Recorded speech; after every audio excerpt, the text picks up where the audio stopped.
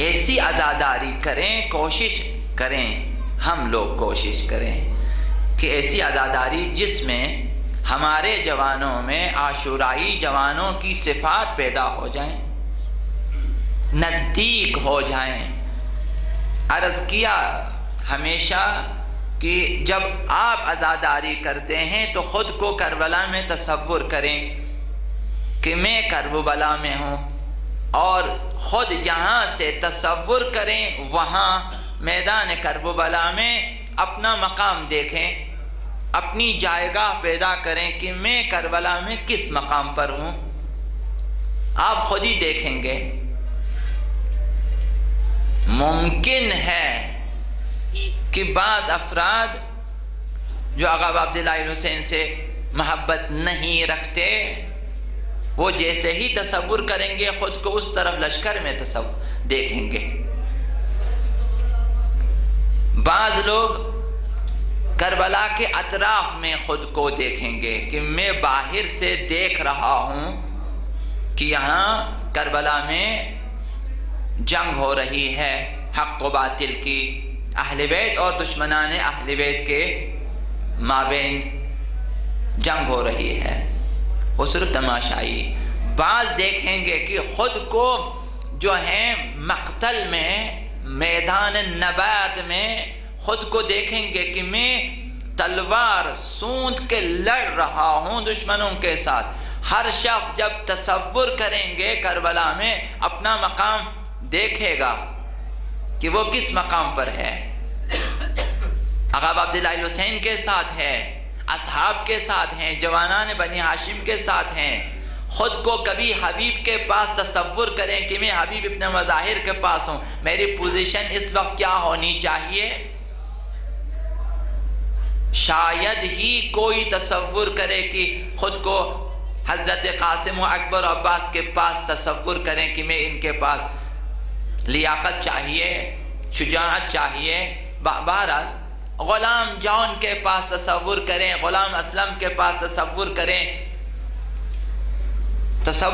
کہ میں وہاں ہوں، میری جو ہے پوزیشن کیا ہونی چاہیے، معرفت کے حوالے سے، عبادات کے حوالے سے، اطاعت کے حوالے سے، اخلاقیات کے حوالے سے میری پوزیشن کیا ہونی چاہیے۔ میں اگر جس حال میں ہوں اس وقت، اب نہیں معلوم کہ گناہوں کی نسبت میری پوزیشن کیا ہے، عبادات کی نسبت اس وقت کیا خود کو معلوم ہے، تو وہاں انسان تصور کر سکتا ہے کہ میں کس مقام پر ہوں۔ تو یہ آج ہے کہ جب عزاداری میں آتے ہیں خود کو کربلا میں تصور کریں اور دیکھیں کہ میں کس مقام پہ ہوں۔ کیا میں اس پوزیشن میں ہوں کہ میں آقا عبداللہ حسین کے سامنے جا سکوں اور اذن جہاد طلب کر سکوں؟ جہاں آقا عبداللہ حسین نے فرمایا کہ اگر کسی کے ذمے کسی کے مالی حقوق بھی ہو کہ وہ میرے ساتھ کربلا نہیں جا سکتا،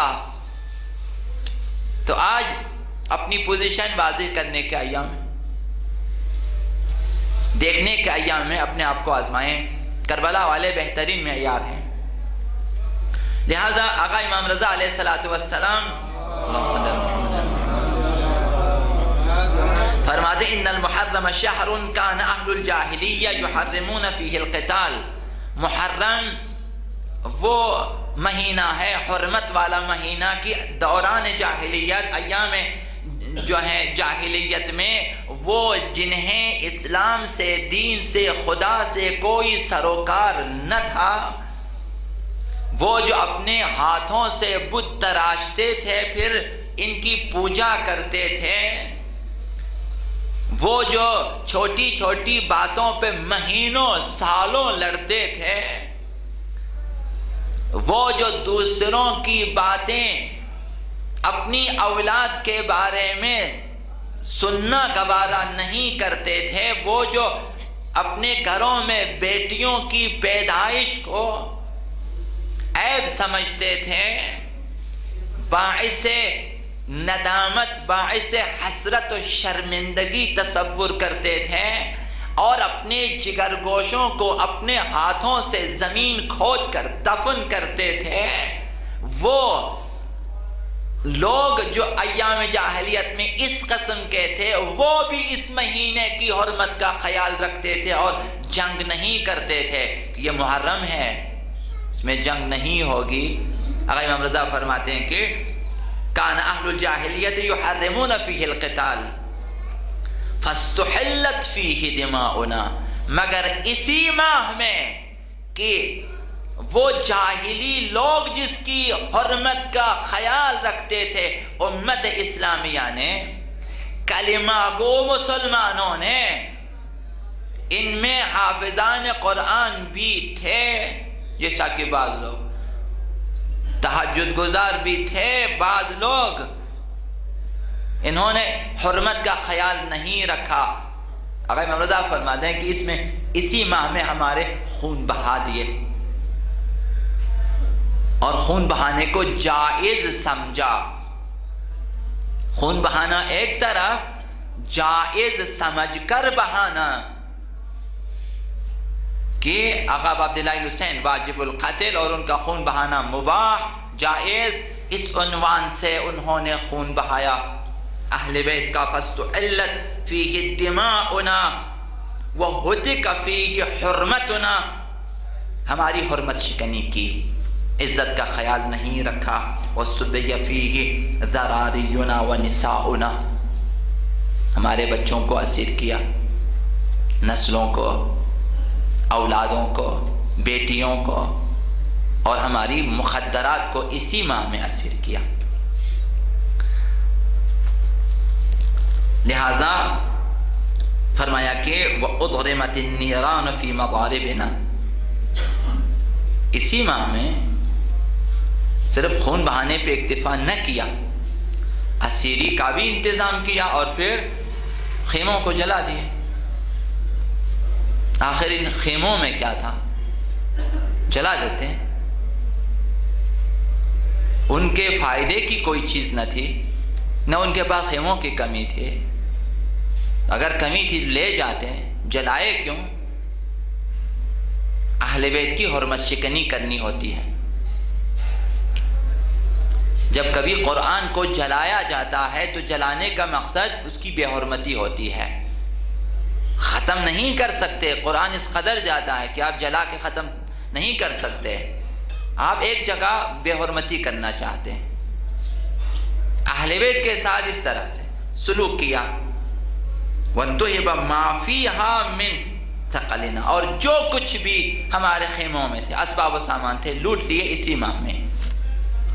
وَلَمْ تُرْعَ لِرَسُولِ اللَّهِ حُرْمَةٌ فِي أَمْرِنَا، اور ہماری نسبت تھی پیغمبر اسلام سے کہ ہم فرزندان رسول ہیں، اولاد رسول، جیسا کہ پیغمبر اسلام نے فرمایا، آپ نے سنا ہوگا خطبہ قدیریہ میں فرمایا کہ جو میری اولاد میں امامت ہے لیکن میری اولاد صلب آقا امیر المومنین سے نکلیں گے،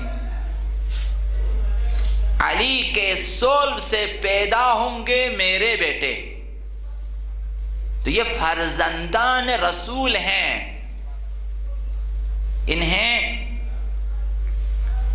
کربلا کے میدان میں کہہ رہا، ان کی حرمت شکنی کی، یعنی فرزند رسول کی حرمت شکنی کی۔ فرمایا ان یوم الحسین اقرح جفوننا واسبل دموعنا، روز عاشوراء ہمیں پلک پلک زخمی کر دیا، ہمارے آنسو بہا دیے، رلا دیے اہل بیت کو روزہ عاشوراء۔ یہ آقا امام رضا کی باتیں ہیں۔ فرمایا کہ وَأَذَلَّ عَزِيزَنَا، کربلا میں ہماری اہانت کرنے کی کوشش کی، حد کی عزت کی کوشش کی، ہمیں ذلیل کرنا چاہا انہوں نے۔ وَأَذَلَّ عَزِيزَنَا بِأَرْضِ كَرْبٍ وَبَلَاءٍ، مصیبتوں والی جگہ، کرب و بلا والی جگہ ہماری احانت کی گئی. وَأَوْرَثَنَا الْكَرْبَ وَالْبَلَاءَ إِلَىٰ يَوْمِ الْإِنْقِضَاءِ، تا قیامت ہمیں رنج و غم میں مبتلا کر دیا.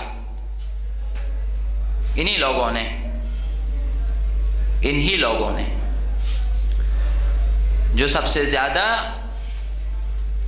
دین اسلام کے لیے وفادار سمجھے جاتے تھے. کربلا کے پس منظر میں دیکھیں گے تو وہی لوگ جو منافقین کے نام سے مشہور تھے، اجتماع غدیر میں پیغمبر اسلام نے جن کے بارے میں فرمایا تھا کہ میں نام بنام انہیں جانتا ہوں، پہچانتا ہوں، ان کی طرف اشارہ کر سکتا ہوں، ان کا نام لے سکتا ہوں، جانتا ہوں میں، لیکن حکم ہے کہ میں مراعات کروں، چشم پوشی کروں. وہی لوگ تھے. اسی چشم پوشی سے پیغمبر اسلام نے چشم پوشی کی بحکم خدا، ان کا نام نہیں لیا، انہیں رسوا نہیں کیا غدیر کے اجتماع میں. یہ وہی لوگ تھے جنہوں نے معاہدہ کیا جب دیکھا کہ ہم آقا امیر المؤمنین کو ولایت کے لیے منسوب ہونے کی راہ میں رکاوٹیں نہیں ڈال سکے، شب خون مارا، پیغمبر اسلام پہ قتل کرنا چاہا، مگر جو ہیں عمار جیسے لوگ تھے انہوں نے فداکاری دکھائی، رات کی تاریکی میں انہیں بگایا. جب وہ لوگ بھاگ رہے تھے، عمار نے پوچھا کہ یا رسول اللہ کون لوگ تھے جنہوں نے حملہ کیا؟ فرمایا کہ تم خود دیکھو گے. اس وقت خداوند عالم نے بجلی چمکا دی، سب کے چہرے انہوں نے دیکھ لیے، حتیٰ کہ ان کے نام بنام عمار نے پہچان لیا کہ کون لوگ تھے. وہ جو 10-15 افراد آئے تھے وہی لوگ تھے. جب ناکام ہوئے انہوں نے معاہدہ لکھا، خانہ کعبہ کے اندر دفنا دیا کہ جب پیغمبر کی رحلت ہوگی تو ہم اس عہد نامے کو نکالیں گے جس میں مخصوصاً یہ بات درج ہے کہ پیغمبر نے اپنے بعد کسی کو خلیفہ، جانشین، ولی، وصی جو ہے معین نہیں کیا ہے. یہ وہی لوگ تھے. اس دن سے جب سقیفہ کی بنیاد رکھی،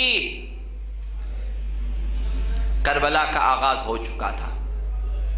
تو وہی لوگ آئے تھے.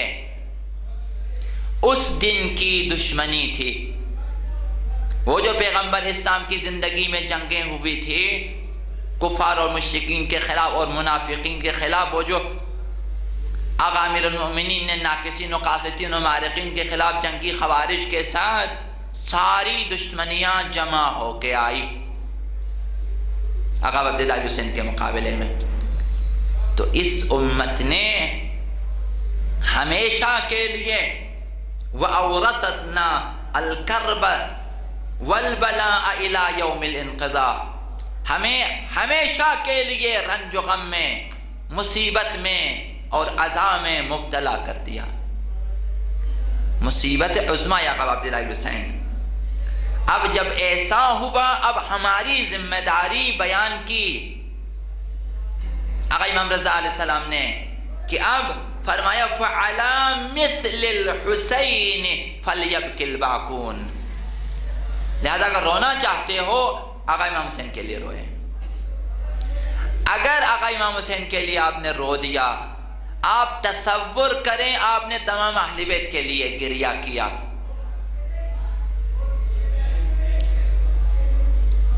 فَعَلَى مِثْلِ الْحُسَيْنِ فَلْيَبْكِ الْبَاكُونَ، جس نے رونا ہے وہ حسین جیسی ہستی کے لیے روئے. خدا بھی چاہتا ہے، رسول بھی اور اہل بیت بھی چاہتے ہیں کہ ہم آقا امام حسین کے لیے رو لیں. اس رونے کو عزاداری میں مرکزیت دیں، مرکزیت دیں اسے آپ کی عزاداری میں، جس میں آپ بہت کچھ کرتے ہیں. اس میں اس رونے کو کہ یہی رونا مخصوصاً اس ماہ میں رونا، بالاخص عاشور کے دن رونا آقا عبداللہ حسین کے لیے. فَإِنَّ الْبُكَاءَ يَحُطُّ الذُّنُوبَ الْعِظَامِ، بڑے بڑے گناہوں کے لیے کفارہ ہے بڑے گناہوں کے لیے۔ اب جس کے پاس جتنی معرفت ہے، اہل بیت نے بیانات دیے ہیں کہ ہم سب کشتی نجات ہیں، لیکن آقا عبداللہ الحسین کی کشتی سریع تر بھی ہے اور وسیع تر بھی۔ یہ آقا امام صادق نے فرمایا یہاں بخشش زیادہ، تمام ائمہ شفیع ہیں، تمام ائمہ دعا فرماتے ہیں ہماری بخشش کے لیے، لیکن عزاداری کی اپنی خصوصیت ہے، بالاخص عزاداری آقا عبداللہ الحسین کی اپنی خصوصیت ہوتی ہے۔ آقا امام زمان نے فرمایا کہ ان کے لیے، آقا امام زمان نے فرمایا، باقی ائمہ کے لیے شاید نہیں فرمایا کہ میں صبح و شام گریا کرتا ہوں، وَلَأَنْدُمَنَّكَ صَبَاحًا وَمَسَاءً، یا آقا عبداللہ الحسین کے لیے وَلَأَبْكِيَنَّ عَلَيْكَ بَدَلَ الدُّمُوعِ دَمًا، خون کے آنسو روتا ہوں ان کے لیے۔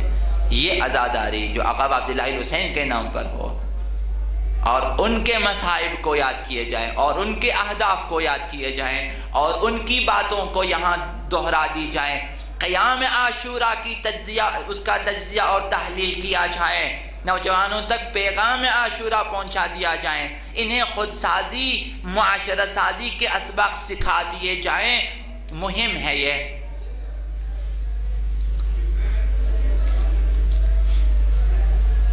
لہذا ائمہ کی سیرت یہ ہے، جیسا کہ آقا امام رضا نے فرمایا کہ کان ابی اذا دخل الشہر المحرم لا یرا ضاحکا، جب محرم داخل ہوا پھر وہ ہنستے نہ تھے، مسکراتے نہ تھے، آقا مسلم جعفر علیہ السلام مغموم ہوتے تھے۔ یہ سیرت ہے، یعنی ہمیں بھی بتا رہے ہیں کہ اب ہنسنا کم کر دیں محرم میں۔ محرم کی حرمت واجب ہے، خود محرم کی حرمت لازم ہے۔ اب اس میں شہادت عظمی آقا عبداللہ الحسین بھی ہے، حرمت لازم ہے، جہاں تک ہو سکے جس کے دل میں جتنی معرفت ہے اسی حساب سے مخصوصاً اس اول عشرہ اول کا احترام کریں، حرمت کا خیال رکھیں۔ یعنی جیسا کہ فرمایا کہ آقا مسلم جعفر اب مسکراتے نہ تھے، تبسم بھی نہیں فرماتے تھے، ان کا چہرہ اب جو ہے کھلکھلاتا ہوا چہرہ نہ تھا، اس میں غم و اندوہ کا غلبہ رہتا تھا۔ فرمایا وَكَانَتِ الْكِآبَةُ تَغْلِبُ عَلَيْهِ حَتَّى يَمْضِي مِنْهُ 10 ایام، عاشور تک ان پہ غم کا غلبہ رہتا تھا۔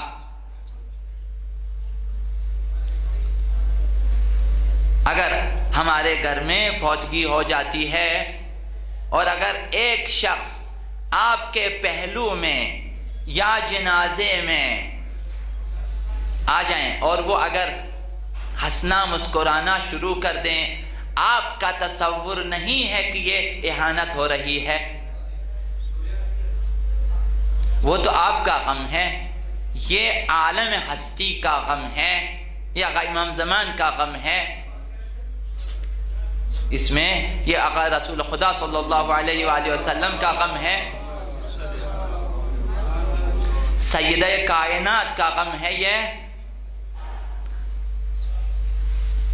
جن کے پاس معرفت ہوتی ہے۔ اس دن عرض کیا آپ کی خدمت میں کہ وہ کس قدر احترام کرتے ہیں سیدہ کائنات کا۔ شاید اس دن عرض کیا غدیر کی محفلوں میں کہ علامہ صاحب الغدیر امینی ایک بیماری کی حالت میں لیٹے ہوئے ہیں، ایک شخص آتا ہے احوال پرسی کے لیے، اور جب سوال کرنا تھا سیدہ کائنات کے بارے میں نام لیا، انہوں نے فرمایا خاموش ہو جاؤ۔ اس بیماری کی حالت میں آپ آہستہ سے اٹھ کر فرمایا جب میں لیٹا ہوا ہوں اس وقت سیدہ کا نام کیوں لیا؟ مجھے پہلے اٹھا لیتے پھر بیان کرتے۔ احترام کرنے والے اس طرح احترام کرتے ہیں۔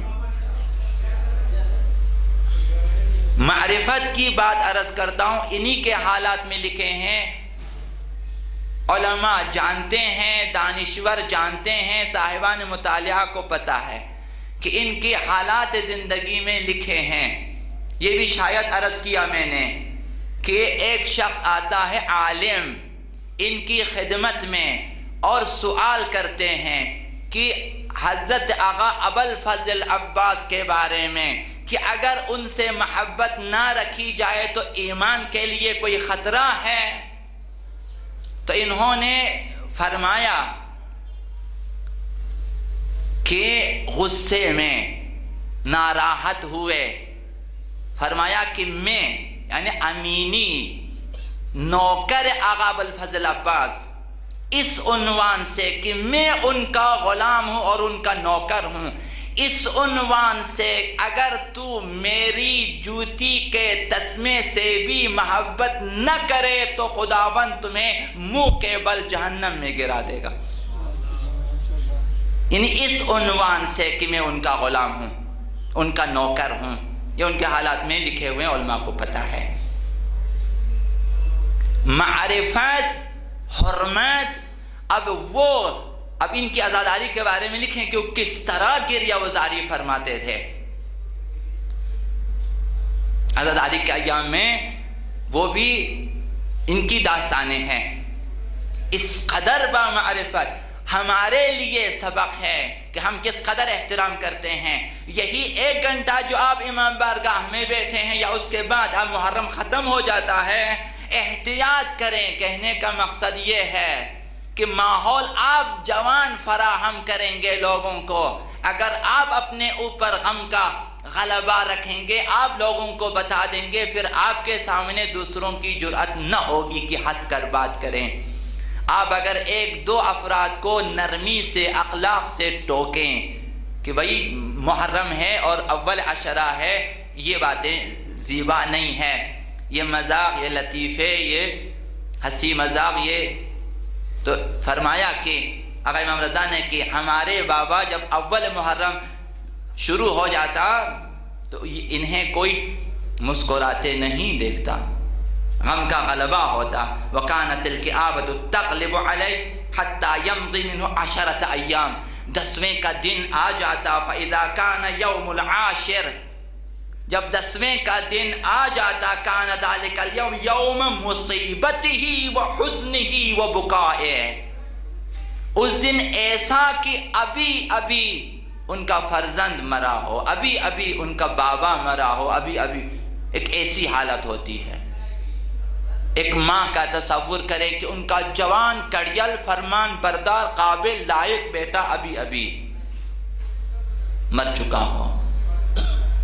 ائمہ کی سیرت یہ ہے، ہم کسی حد تک کوشش کریں کہ ان ایام میں ہم رنگ ہو جائیں، ہم آہنگ ہو جائیں۔ محرم کے احترام کے حوالے سے عرض کر رہا ہوں۔ وَيَقُولُ، عاشور کا دن ہوتا، آپ روتے، گریہ وزاری فرماتے اور مصیبت میں فرماتے وَيَقُولُ هُوَ الْيَوْمُ الَّذِي قُتِلَ فِيهِ الْحُسَيْنُ، یہ آج کا دن ہے کہ حسین شہید ہوئے۔